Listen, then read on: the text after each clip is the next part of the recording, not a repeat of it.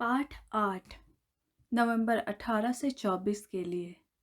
शीर्षक है ज़रूरतमंद लोगों की मदद करना। सबत अपराह्न नवंबर 18 के लिए। इस सप्ताह के पाठ के लिए पढ़े लूका 5 का 17 से 26, यूहन्ना 5 का 1 से 9, व्यवस्था विवरण 10 का 19, लूका 4 का 18 और यूहन्ना 15 का 13। याद वचन लिया गया है मत्ती 25 का 40 से।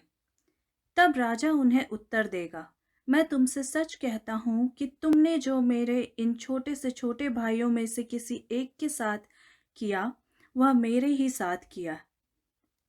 लूका 5 का 17 से 26 हमें दिखाता है कि परमेश्वर ज़रूरतमंद लोगों की मदद कैसे करता है।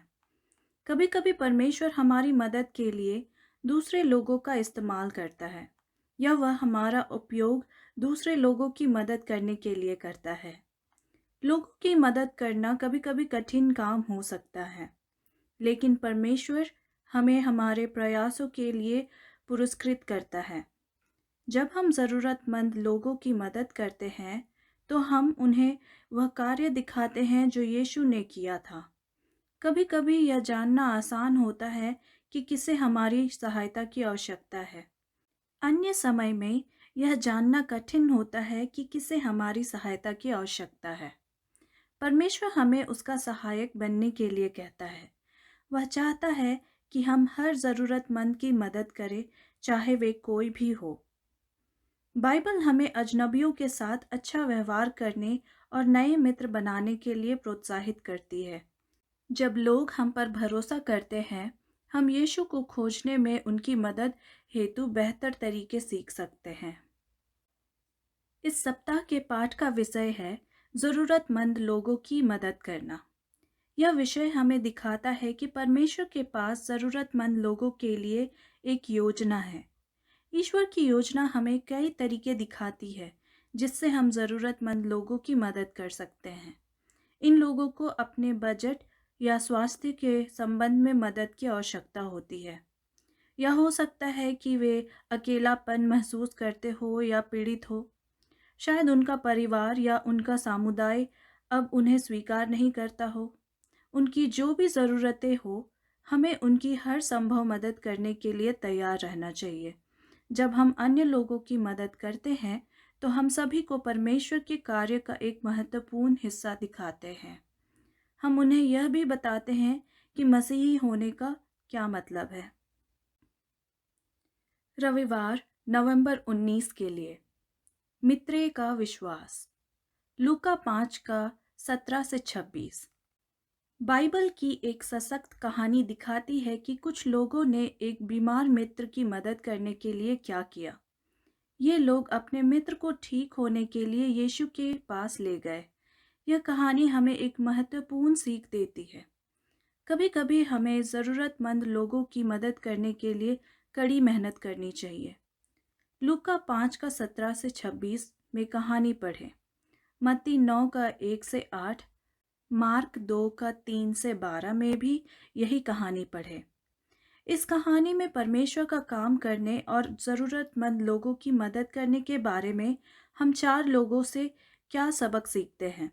वे 4 व्यक्ति अपने मित्र को यीशु के पास ले आए। वे अपने मित्र की देखभाल के लिए जिम्मेदार थे। परमेश्वर हमें इस व्यक्ति के मित्रों के समान बनने के लिए कहता है। हमें लोगों को यीशु की ओर ले जाना चाहिए। इस कार्य को करने के लिए हमें विश्वास की आवश्यकता है। हमें धैर्यवान भी होने की ज़रूरत है और परमेश्वर जो भी करने को कहता है उसे करने के लिए तैयार रहना चाहिए।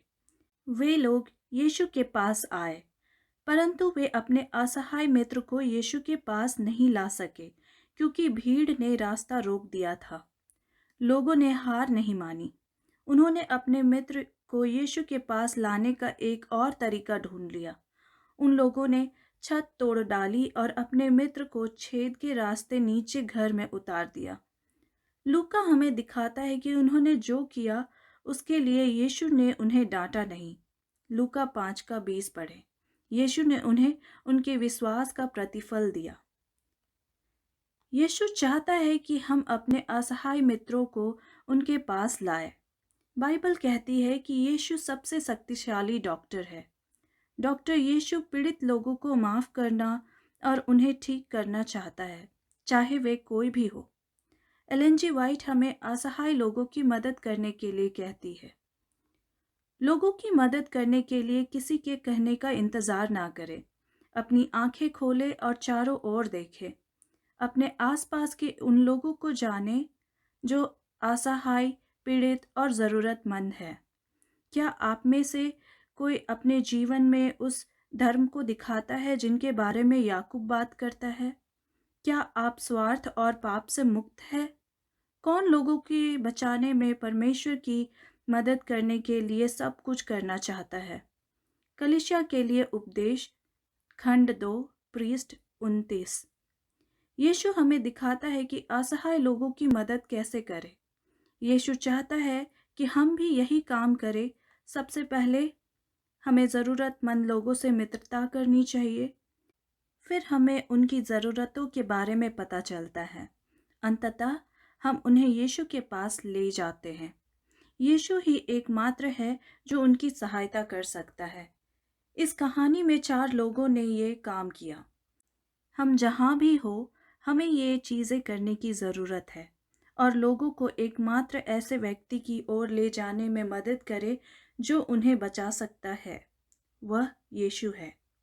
आपके आसपास किसे मदद की ज़रूरत है? आप उनके लिए क्या करेंगे? सोमवार, नवंबर 20 के लिए लोगों की मदद के लिए यीशु की योजना। यूहन्ना 5 का 1 से 9। नीचे दी गई कहानियाँ हमें ज़रूरतमंद लोगों की मदद करने के बारे में क्या सिखाती है? पढ़े यूहन्ना 5 का 1 से 9 और मरकुस 1 का 23 से 28। एलन जी वाइट ज़रूरतमंद लोगों की मदद करने की यीशु की योजना के बारे में बताती है। यीशु की योजना के 5 भाग हैं। केवल यीशु की योजना ही आपको लोगों को उसकी ओर ले जाने में वास्तविक सफलता दिलाएगी। उद्धारकर्ता ने लोगों के साथ समय बिताया। उसने उन्हें दिखाया कि वह उनके लिए सर्वश्रेष्ठ चाहता है। यीशु ने लोगों को दिखाया कि वह उनकी पीड़ा को समझता है। यीशु ने उन्हें वे चीज़ें दी जिनकी उन्हें ज़रूरत थी। उसने उनका भरोसा जीत लिया। तब यीशु ने उनसे कहा, मेरे पीछे आओ। The ministry of healing, priest 143।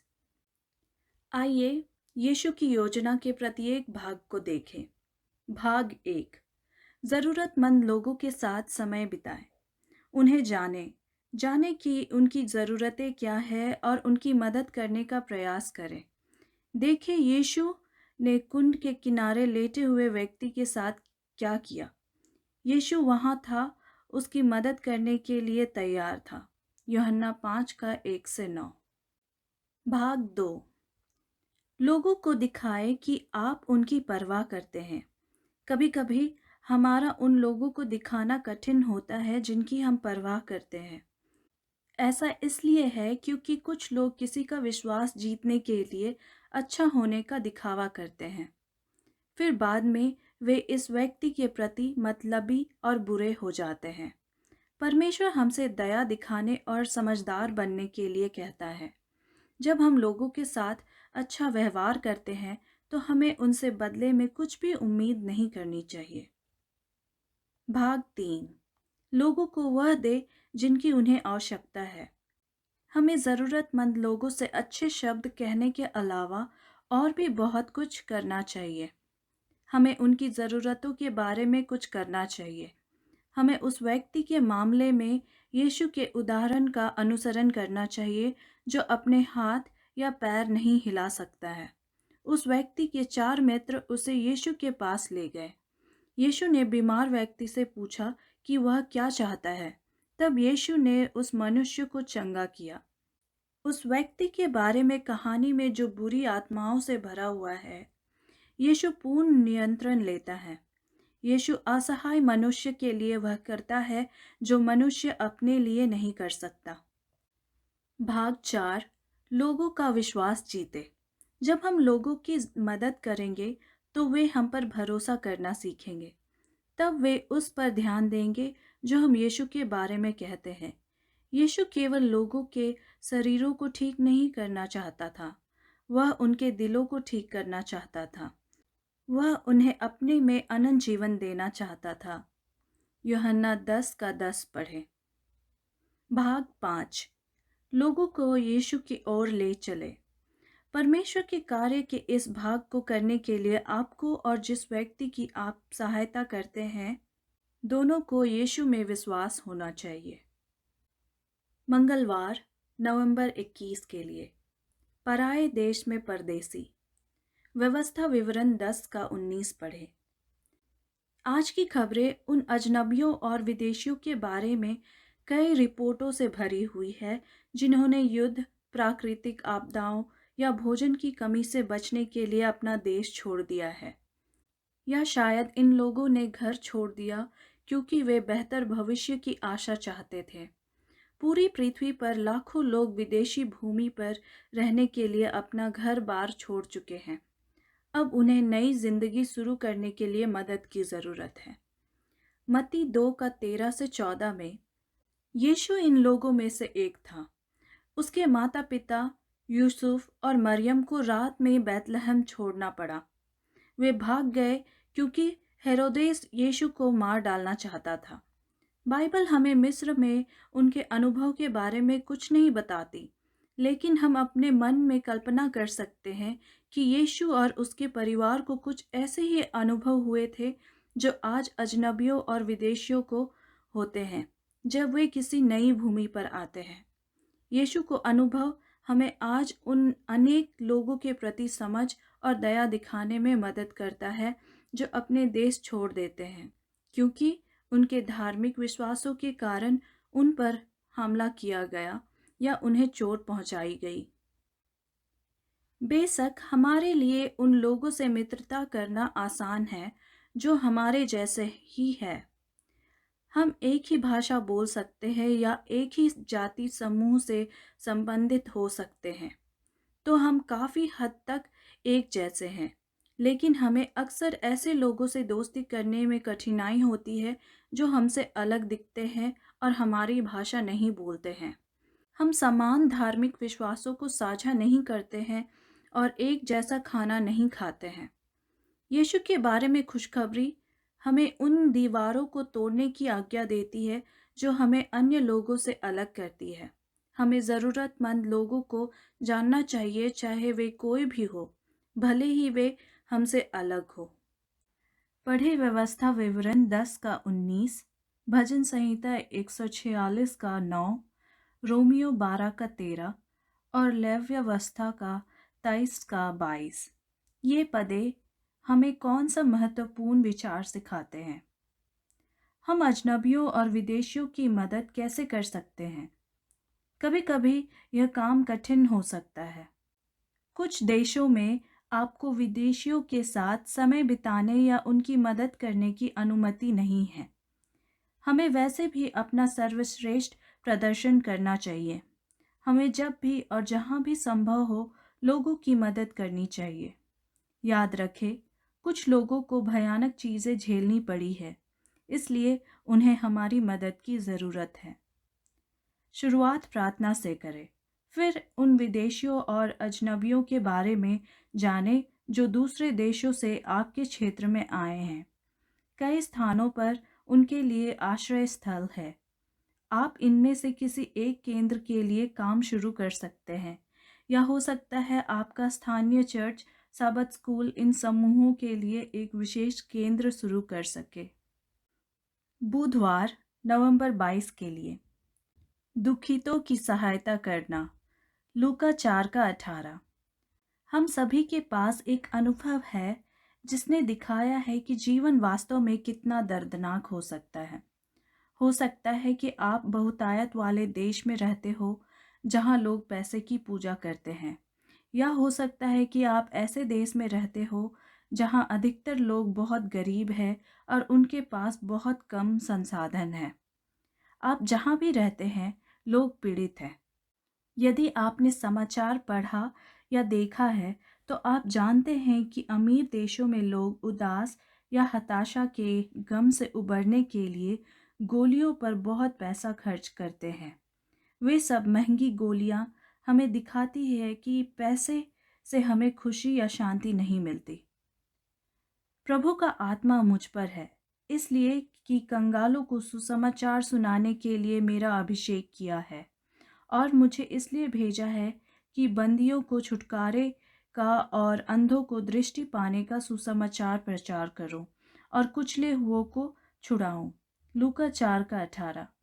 यह पद हमें यीशु द्वारा किए गए कार्य और हमें अपने आसपास के लोगों के लिए किए जाने वाले कार्य के बारे में क्या सिखाता है। परमेश्वर चाहता है कि हम अपने चारों ओर लोगों की मदद करें। हम नहीं जानते कि वे यीशु को स्वीकार करेंगे या नहीं। सबसे महत्वपूर्ण कार्य जो हम कर सकते हैं वह है लोगों को यीशु की ओर ले जाना। साथ ही हमें ज़रूरतमंद लोगों की मदद करनी चाहिए क्योंकि उन्हें मदद की ज़रूरत है। हम उनकी मदद करते हैं क्योंकि हम यीशु को अपना परमेश्वर मानते हैं। इसलिए अन्य लोगों की मदद करना उस कार्य का हिस्सा है जिसे करने के लिए परमेश्वर हमसे कहता है। हमें ज़रूरतमंद लोगों की मदद करने के लिए यीशु के उदाहरण का अनुसरण करना चाहिए। बाइबल का यह नियम महत्वपूर्ण है। हम नहीं जानते कि जिन लोगों की हम मदद करते हैं वे यीशु को स्वीकार करेंगे या नहीं। हमें वैसे भी उनकी मदद करनी चाहिए। यदि हम वास्तव में अन्य लोगों की मदद करना चाहते हैं तो हमें यह सीखना होगा कि उन्हें क्या चाहिए।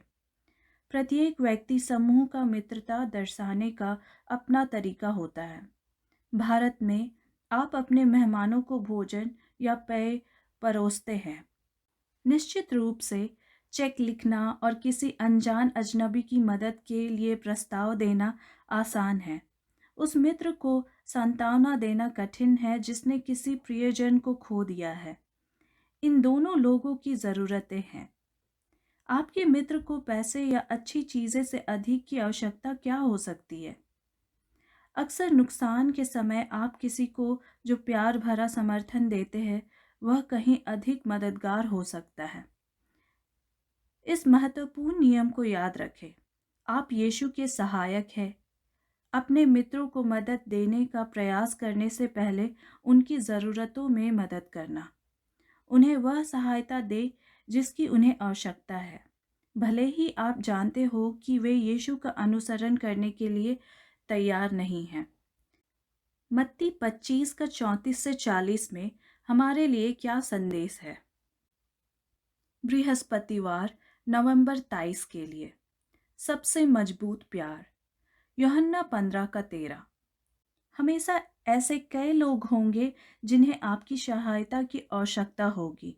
करीबी मित्र, दूर के अजनबी और विदेशी जो आशा और एक नए जीवन की तलाश में अपना देश छोड़ गए।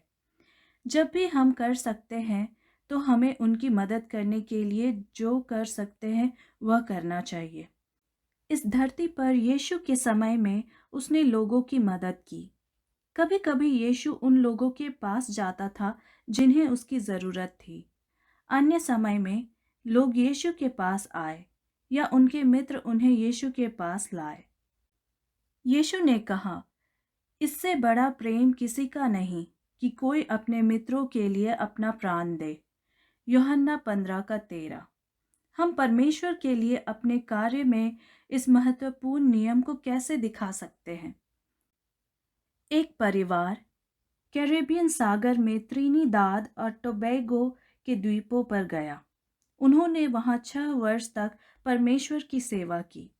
पहले 3 वर्षों तक परमेश्वर ज़्यादातर हिंदू और मुस्लिम समुदाय में रहा।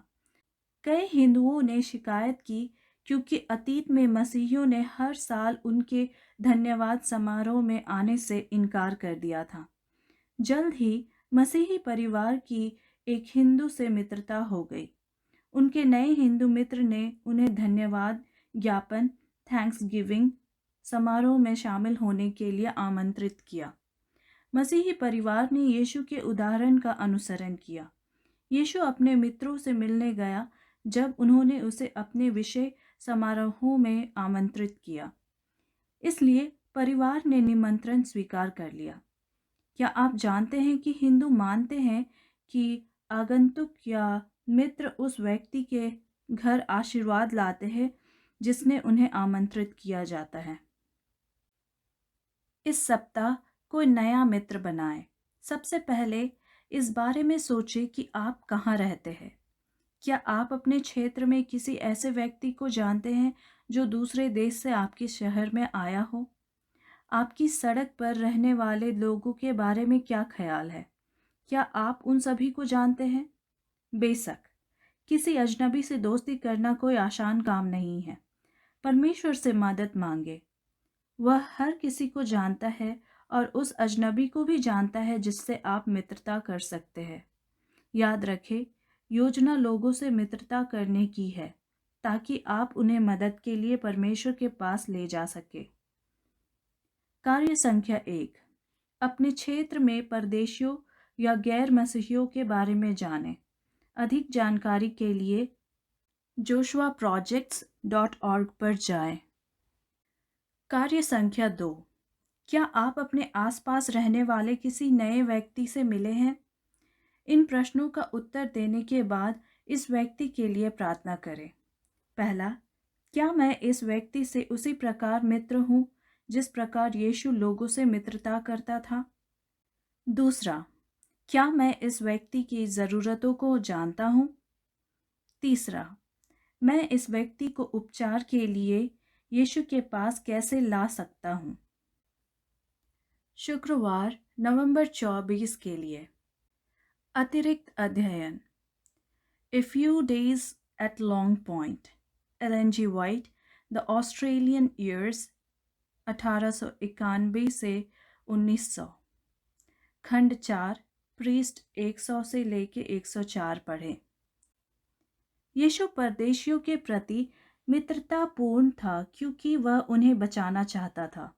मत्ती 8 का 28 से 34, मरकुस 5 का 1 से 20। परमेश्वर हमसे मित्र बनाने और अजनबियों और परदेशियों की मदद करने के लिए भी कहता है। हमें बाइबल की यह सच्चाई हमेशा याद रखनी चाहिए। यीशु सबके लिए मरा और वही हमारे पापों का प्रायश्चित है, और केवल हमारे ही नहीं वरन सारे जगत के पापों का भी। पहला यूहन्ना 2 का 2। जब हम केवल अपने परिवार के सदस्यों के प्रति प्रेम दिखाते हैं तो हम वह नहीं कर रहे हैं जो परमेश्वर हमसे चाहता है। जब प्रभु हमें उन लोगों की मदद करने के लिए कहता है जो हमारे परिवार का हिस्सा नहीं है, तो वह नहीं चाहता कि हम अपने परिवार के सदस्यों या अपने देश के लोगों से प्यार करना या उनकी देखभाल करना छोड़ दें। यीशु नहीं चाहता कि हम उनसे अपनी अपेक्षा कम प्रेम करें। साथ ही यीशु चाहता है कि हम अन्य लोगों से भी प्रेम करें और उनकी मदद करें। परमेश्वर ने हमें आशीर्वाद दिया है। वह चाहता है कि हम उसके आशीर्वाद को अन्य लोगों के साथ साझा करें। Ellen G White, the Advent Review and Sabbath Herald, October 15, 1895। परमेश्वर हमसे उन लोगों के लिए आशीर्वाद बनने के लिए कहता है जो हमारे परिवार का हिस्सा नहीं है। यह काम कई बार कठिन हो सकता है। हमें याद रखना चाहिए कि यीशु हमें यह काम करने की आज्ञा देता है। प्रेरितों के काम 1 का 8, मरकुस 11 का 17। इसलिए यदि हम यीशु के चेले बनना चाहते हैं तो हमें अपने आसपास असहाय लोगों और अजनबियों की मदद करनी चाहिए। चर्चागत प्रश्न। पहला, यीशु हमसे लोगों की मदद करने के लिए कहता है। क्या होगा यदि जो चीज़ें आपको उनकी मदद के लिए करनी चाहिए वे हमेशा आसान नहीं होती है? फिर भी आपको उनकी मदद करने के लिए क्यों तैयार रहना चाहिए? दूसरा, कुछ लोगों ने यीशु पर परमेश्वर का कार्य करते समय बुरे व्यवहार का आरोप लगाया। वो बहुत खाता है और बहुत अधिक पीता है।